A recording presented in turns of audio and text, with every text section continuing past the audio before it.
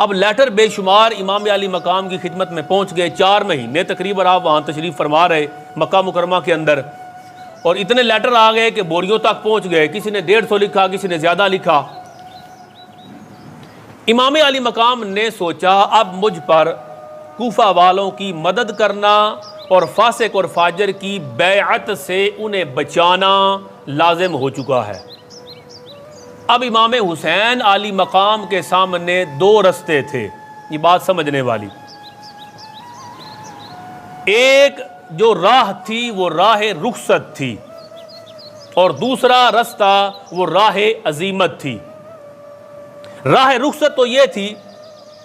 کہ کوفہ والوں کا سابقہ جو ریکارڈ ہے وہ غداری کا ہے، بے وفائی کا ہے، ان کی سابقہ غداری اور بے وفائی کو پیش نظر رکھا جائے، اور جتنے بھی لیٹر آ گئے ہیں ان کو ٹھکرا دیا جائے۔ اگر اس صورت میں امام علی مقام ان کے ان لیٹرز کو اور دعوت کو ٹھکرا دیتے تو پہلی صورت میں قیامت کے دن اگر یہ سارے لوگ اللہ کی بارگاہ میں کھڑے ہو جاتے اور کہتے یا اللہ ہم تو ایک فاسق و فاجر کی بیعت کے خلاف تھے،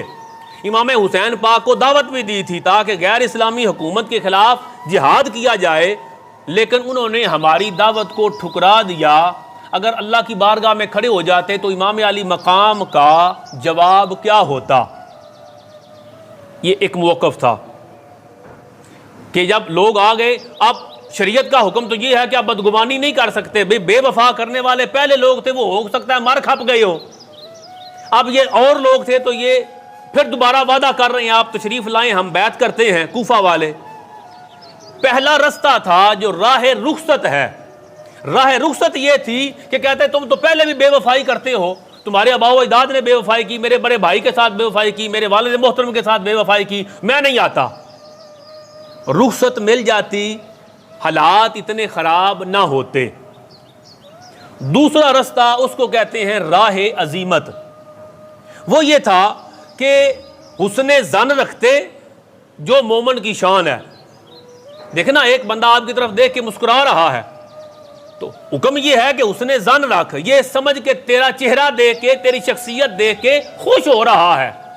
یہ بدگمانی نہ کر کہ وہ تیرے اوپر ہنس رہا ہے، طنزن ہنس رہا ہے، تیرا مذاق اڑا میرے تے ہنسدا ہے پیا، وہ طنز نہیں کر رہا، تیرے لیے حکم یہ ہے کہ تو حسن ظن رکھ، اچھا سوچ کہ وہ تجھے دیکھ کے خوش ہو رہا ہے۔ یہ ہر مومن کی شان ہے، اگر ہر مومن کی یہ شان ہے کہ دوسرے کے بارے میں اچھا گمان کر تو امام علی مقام کا مقام اور مرتبہ کیا ہوگا۔ دوسرا حل اس کا رستہ یہ تھا، امام حسن ظن رکھتے اور ان کے دعووں پر اعتماد کرتے اور ان کی دعوت پہ فاسق و فاجر حکومت کے خلاف کھڑے ہو جاتے۔ نواسہ رسول جگر گوشائے بطول کے شایان شاہ یہی دوسرا رستہ تھا، اس لیے امام علی مقام نے ان کے وعدے حسن ظن کی بنیاد پر قبول کیے، اور نواسہ رسول کے شایان شاہ یہی تھا کہ آپ ان کے وعدوں پر اعتماد کرتے حسن ظن رکھتے ہوئے، تو امام علی مقام نے ان وعدوں کو قبول کیا، اتمام حجت فرمایا۔ اتمام حجت وہ کیا کہ آپ نے حضرت مسلم بن عقیل کو اپنا نمائندہ بنا کر کوفہ بھیجا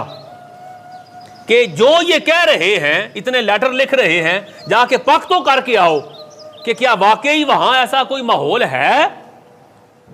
اور فرما دیا مسلم بن عقیل کو کہ جو تم کہو گے، جو صورتحال تم بیان کرو گے اس کے مطابق میں فیصلہ کروں گا۔